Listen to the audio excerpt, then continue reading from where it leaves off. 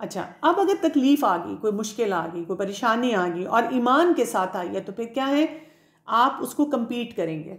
आप अपने आप को बताएंगे कि ठीक है, एक मुश्किल आई है, लेकिन जो कुछ करने वाले काम हैं इस वक्त मुझे उस पर तवज्जो देनी है।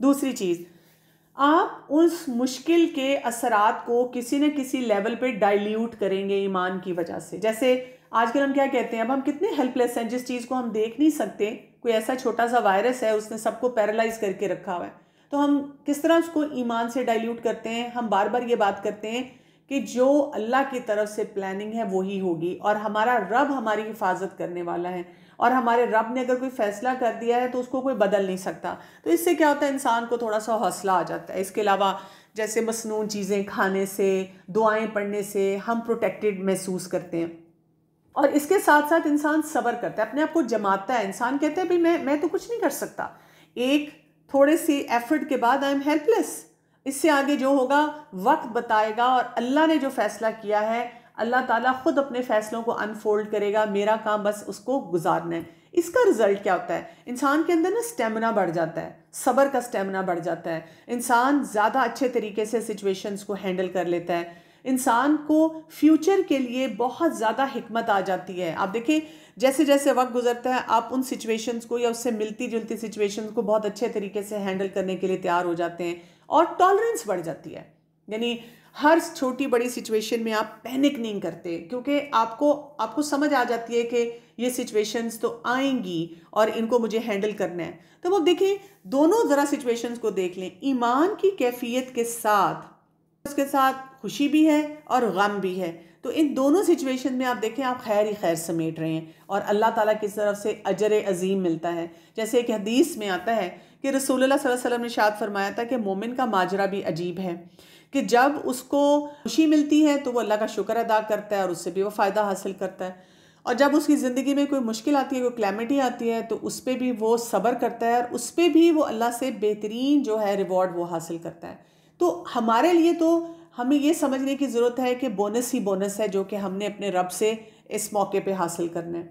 इस बात को समझते हुए अब आप ज़रा देखें कि हमें गोल सेटिंग क्या करनी होगी, किस तरह से हम ये थोड़ा सुकून अपने ख़ानदानों में लेकर आएंगे। मेरे नज़दीक एक ही टारगेट है, सूरह शूरा की आयत नंबर 89 को अगर आप देखें, इल्ला मन अतल्लाह बिक़ल्बिन सलीम, मगर वो जो आया अल्लाह के पास लेकर कल्ब सलीम। यानी मैं अगर चाह रही हूँ कि मेरे घर में सुकून हो, मैं पुरसुकून तरीके से काम करूँ, जबकि बच्चे भी घर में हैं, उनके होमवर्क असाइनमेंट्स भी आ रही हैं, खाना भी बनाना है, घर में काम करने वाले और नहीं हैं, मुझे ही सारा काम करना है, कोई सो रहा है, कोई जाग रहा है, हस्बैंड भी घर में है, हस्बैंड कहते हैं, बीवी भी बार बात पे मुझे ऑनलाइन अगर कोई काम करना है वो करने नहीं दे रही। यानी मल्टीपल चैलेंजेस इस वक्त चल रहे हैं। उन सब में मुझे क्या करना है, कल्ब सलीम अपने लिए लेकर आना है, क्योंकि जिसका कल्ब सलीम होगा, सलामती वाला दिल होगा, तो उसके लिए अपनी फैमिली में इन हालात में भी कोई चीज़ हासिल करना मुश्किल नहीं होगा। क्योंकि कल्ब सलीम क्या करता है, हमें किन किन चीज़ों से बचाता है, ज़रा इस पे तवज्जो दीजिएगा। ये लंबी लिस्ट है आपके सामने। कल्ब सलीम हमें लालच से बचाता है। आप ग्रॉसरी के लिए गए और किसी ने वहाँ कहा जी चीनी ख़त्म होने वाली है, तो आपने लेनी थी 2 किलो चीनी, तो आपने कहा 10 किलो दे दें। जब आप घर आके पूरी सिचुएशन बड़े फ़ख्र से बताएं कि शुक्र है मैं तो 10 किलो लेकर आ गई, शुक्र है आटा बहुत से लोगों को चाहिए था लेकिन मैंने तो 3-4 बोरियां उठा ली और मैं लेकर आ गई, ये कल्बे सलीम के खिलाफ बात है। आप उतनी चीज़ लें जितनी इस वक्त आपको ज़रूरत है, और आपके बच्चे ये देख रहे हैं। क्योंकि देखें, अगर आपके अंदर कल्बे सलीम नहीं होगा, लालच नहीं जाएगा बहुत से मामलात में, तो आपके घर में कोई पीस नहीं आने वाला। हम समझते हैं कि कोई ऐसा लेक्चर होगा जिसमें हमें बता दिया जाएगा कि बच्चे को किस तरह से बस बिठा देना है, कोई बांधने का ऐसा तरीका होगा और उसको जिप अप करने का होगा कि सब पुरसुकून होकर बैठ जाएंगे और जो मेरा दिल चाह रहा है मैं काम करूं। नहीं, हमें ये सारे मामलात लेकर चलना होगा। जी, ये पूछिए स्टेमिना कैसे आएगा। स्टेमिना ऐसे ही आएगा कि जब आपकी ज़िंदगी में मुश्किलात आती है, उस पर आप सब्र करते हैं, उसको हैंडल करते हैं, सिचुएशन को, अल्लाह से ताल्लुक़ को बढ़ाते हैं, ईमानी कैफियत को कायम रखते हैं, तो आपका स्टेमिना ऑटोमेटिकली बिल्ड हो जाता है उससे। फिर जिसका कल्बे सलीम होता है वो इम्पेशेंट नहीं होता, वो कभी ये नहीं सोचता कि ये पता नहीं मुझे चीज़ मिलेगी कि नहीं मिलेगी, उसको इनसिक्योरिटी नहीं होती। मसलन किसी की जॉब आजकल नहीं है, तो वो ये ना सोचे कि जी क्या बनेगा फ्यूचर में, क्या होगा। आप सोचें कि मेरे रब ने जो रिस्क मेरे लिए रखा है वो मुझे मिलकर रहेगा, क्योंकि देखें घर में ज़रूरी नहीं है कि सिर्फ पेरेंटिंग के मामले में आप परेशान हो, आपका बिजनेस बहुत डाउन जा रहा है और आप बहुत परेशान हैं कि जब एकदम से कुछ दिनों के बाद जब हालात बेहतर होंगे तो फिर क्या बनेगा। उसकी वजह से अगर कोई बच्चा आके आपसे कुछ भी बात करता है तो आप झुंझलाहट में उसको जवाब दे रहे हैं। तो किसी मामले में भी इम्पेशेंट ना हो, आप अपने आप को बताएं कि मैं अगर बंद हूँ तो बाकी लोग भी तो बंद बैठे हैं ना। तो अल्लाह ताला जो है मुसब्बबुल असबाब, मतलब असबाब पैदा करने वाली ज़ात है, उसने ज़रूर असबाब दे देने हमें। फिर कल्ब सलीम वाला इंसान कभी बोर नहीं होता। मसलन क्या है कि अगर आप में से कोई कह रहा है कि मेरे पास तो कुछ है ही नहीं करने के लिए, सारा दिन बैठ बैठ के घर में मेरा तो बस जॉइंट्स अकड़ गए हैं, नहीं। अगर आपका कल्बे सलीम है तो आप अपने ऊपर इतना काम कर रहे होंगे, इतना कुछ करने वाला आपके लिए होगा कि आपके पास वक्त ही नहीं होगा, आपके पास इतना कुछ सीखने के लिए होगा। कल्बे सलीम वाला इंसान ये नहीं कह सकता कि मैं बोर हो रहा हूँ। कल्बे सलीम वाला इंसान इनसिक्योर नहीं हो सकता। क्यों नहीं हो सकता? इसलिए कि उसके दिल में ये इत्मीनान है कि ये सब कुछ मेरे रब की तरफ से है, और अगर मैंने अपने रब को राज़ी कर लिया तो कुछ भी हो जाए, इस वक्त मेरा रब मुझसे राज़ी हो गया तो मेरी दुनिया और आखिरत संवर ली। और अगर इस वक्त मैंने कोई ऐसा काम किया कि मेरा रब राज़ी ना हुआ तो मेरी दुनिया और आखिरत दोनों गई। तो आप इनसिक्योर नहीं होते किसी मामले में। देखें ना, बहुत सी जगहों पे जब हम अपने बच्चों से या फैमिली मेम्बर से डील कर रहे हैं, और आजकल हस्बैंड वाइफ में भी जो चिख चल रही है वो ऐसी ही इनसिक्योरिटीज़ की वजह से हो रही है। फिर हर्डल्स, कल्बे सलीम जो होता है वो किसी हर्डल को हर्डल नहीं समझता, वो उसको भी पार करना जानता है। और अगर आपने सारे असबाब इख्तियार किए और वो हर्डल वही है तो बस आप सोच लेते हैं कि ये मेरी कदर में था, अल्लाह की तरफ से था, तो कोई बात नहीं, उसको एक्सेप्ट करके आप प्लान बी पे मूव कर जाते हैं। और आपको अपनी बाउंड्री सेटिंग आती है। इसका क्या मतलब होता है? आपको ये पता होता है मेरी लिमिट कहाँ तक है, और उसके बाद किसी और ने जो करना है वो उसने करना है। मैं हर चीज़ की जिम्मेदारी नहीं ले सकती, मैं अपनी पड़ोसियों की, उससे आगे की, उससे पीछे की, इधर की, उधर की, जो मेरी बाउंड्री से बाहर की चीज़ें हैं, फलां जगह पे क्या हो रहा है और इधर से क्या आ रहा है, मैं इन सब चीज़ों की जिम्मेदारी नहीं ले सकती। मैं उन चीज़ों की जिम्मेदारी ले सकती हूँ या ले सकता हूँ जो मेरी बाउंड्री में है, जिसकी जिम्मेदारी मेरे रब ने मुझ पे डाली है। और आपको पता है, अगर हम अपने आप को इन सब चीज़ों से बचाएं, जैसे कुछ लोग सोच रहे होंगे कल्बे सलीम कैसे आए, ये काम करने शुरू करते हैं जो मैंने आपको बताएंगे। लिस्ट जो है ये आप अपने पास रखें, तो जब आपने ये किया तो आपके अंदर एक बहुत बड़ी क्वालिटी आएगी कनात की। जब वो कनात आपके अंदर आना शुरू हो जाएगा तो फिर क्या है, वो कल्बे सलीम वाली कैफियत बढ़ती चली जाएगी। आप अल्लाह की रज़ा पे राज़ी हो जाएंगे, आप इसमें से भी बेस्ट बेनिफिट लेंगे। यहाँ पे मैं थोड़ी सी बात ये भी करना चाहूँगी पैनिक की। आप देखें हमारे ब्रेन के अंदर, ये यहाँ पे आप देख लें एमिगडाला लिखा हुआ है। हमारे ब्रेन के अंदर ये बादाम जितने साइज़ का एक स्ट्रक्चर है एमिगडाला, जो हमारे सारे इमोशंस को कंट्रोल करता है और ये हमें पैनिक मोड में ले जाता है। अच्छा जी, कह रही हैं कि बाउंड्रीज़ क्या हैं हमारी। देखें, आपको पता होना चाहिए जो अल्लाह ताला ने आपकी रिस्पॉन्सिबिलिटीज़ रखी हैं वो आपकी बाउंड्रीज़ हैं, कि आप उससे आगे ना जाएं। आपने अपनी रिस्पॉन्सिबिलिटीज़ जो अल्लाह सुब्हाना ताला की तरफ से है उसको पूरा करना है। सिंपल सी बात है, ठीक है। चलें जी, ये पैनिक मोड को जो हम देख रहे हैं कि जब हम देखते हैं कि, और ये आजकल के सिनेरियो में मैं ख़ासतौर पे बात करना चाहूँगी क्योंकि हर दूसरे इंसान को पैनिक महसूस होता है जब हम एक्सट्रीम रिस्पॉन्सेस देखते हैं, बिकॉज लोगों को अपना सर्वाइवल थ्रेटन्ड लगता है। तो फिर क्या होता है, उसकी वजह से हमारा अपने पर कंट्रोल नहीं रहता, हमारा पैनिक का बटन दबता है, ये एमिगडाला जो एक्टिवेट हो जाता है। और ऐसे ही है, आप देखिए ना, हालांकि स्टेटिस्टिकली हमें ये नज़र आ रहा है कि कोरोना वायरस से जो लोग बीमार हो रहे हैं तकरीबन 80% से ज़्यादा जो हैं वो बिल्कुल नॉर्मल फ्लू की तरह उनको ये बीमारी होती है और वो ठीक हो जाते हैं। तकरीबन कोई 20% हैं जो कि ज़्यादा बीमार होते हैं, और उनमें से भी कुछ परसेंट हैं जो वेंटिलेटर पे जाते हैं। हाँ, जो वेंटिलेटर पे जाते हैं उनमें बहुत हाई रेट है कि जो सर्वाइव नहीं कर पाते, और 2% जो हैं उनकी डेथ हो रही है। लेकिन क्योंकि हम जब एक ख़बर देखते हैं और उस खबर को बार बार सुनते हैं और बार बार देखते हैं और बार बार वो फिगर्स को देख रहे होते हैं, तो हमारा पैनिक का बटन इसलिए दबता है कि हमें लगता है कि शायद मेरे साथ ये होने वाला है।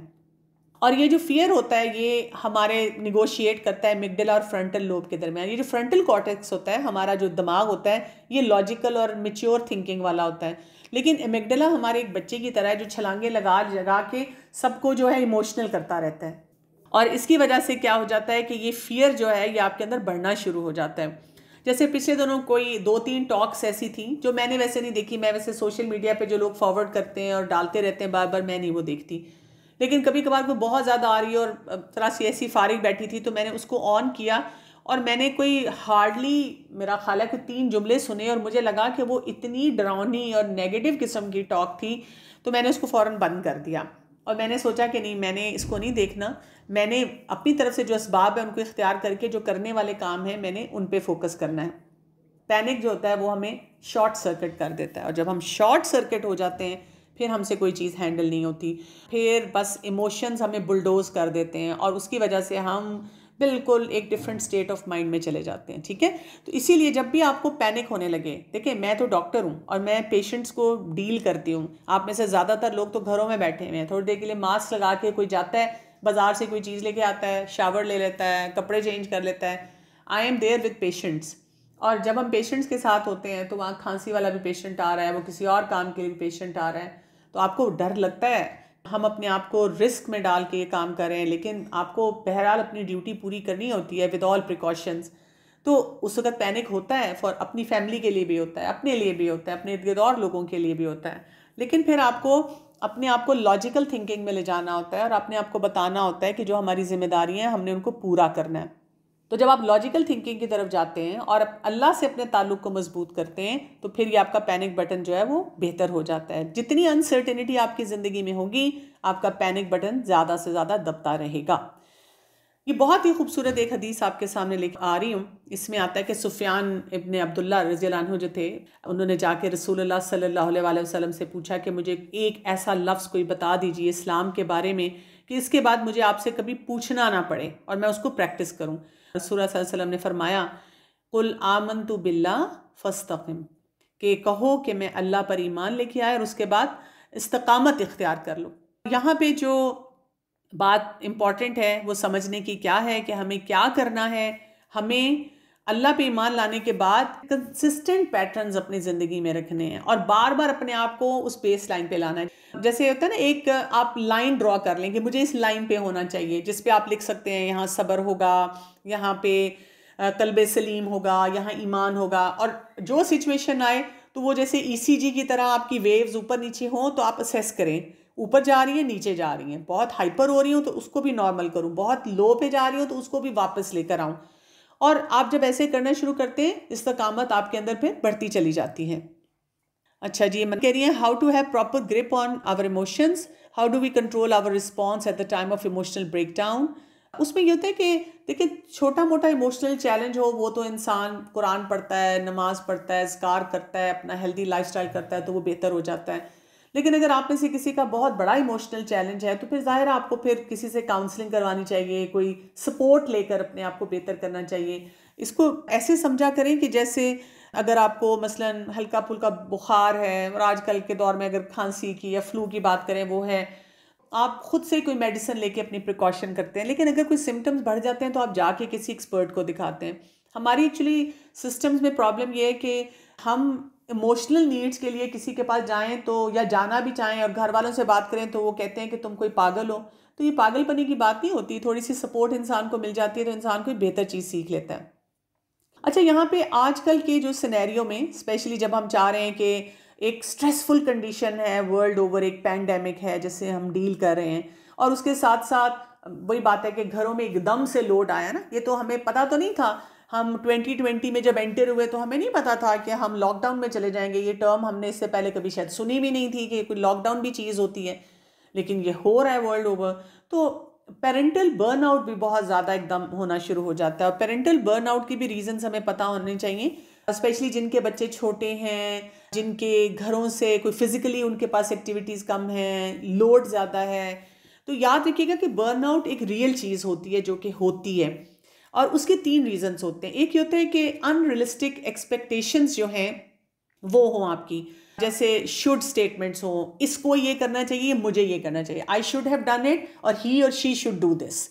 जब आप अनरियलिस्टिक एक्सपेक्टेशन किसी से भी रखेंगे तो आपका बर्नआउट बढ़ जाएगा। मसलन आजकल के दिनों में जिनके घरों में ख़ास तौर पे टीनेज बच्चे हैं, अगर वो 10-11 बजे तक सोए हुए हैं, मैं सबकी बात नहीं कर रही लेकिन मेजॉरिटी की, और आपने अगर उनसे अनरियलिस्टिक एक्सपेक्टेशन रखी है कि उनको सुबह सुबह उठ के और आपकी तरह तैयार होके बैठ जाना चाहिए, तो फिर क्या हो जाएगा, आपका एक बर्नआउट शुरू हो जाएगा, आपकी एक चुड़ चिड़ और खिच खिच ज़्यादा शुरू हो जाएगी। लेकिन अगर आप अपने आप को पहले ही बता देंगे कि इन्होंने ज़रा सा देर से सो के उठना है, उसके मैंने फिर तरीके निकालने हैं कि इनको कैसे इंगेज करूं और बहुत लेट ना होने दूं, तो फिर क्या होगा कि आपका बर्नआउट कम हो जाएगा।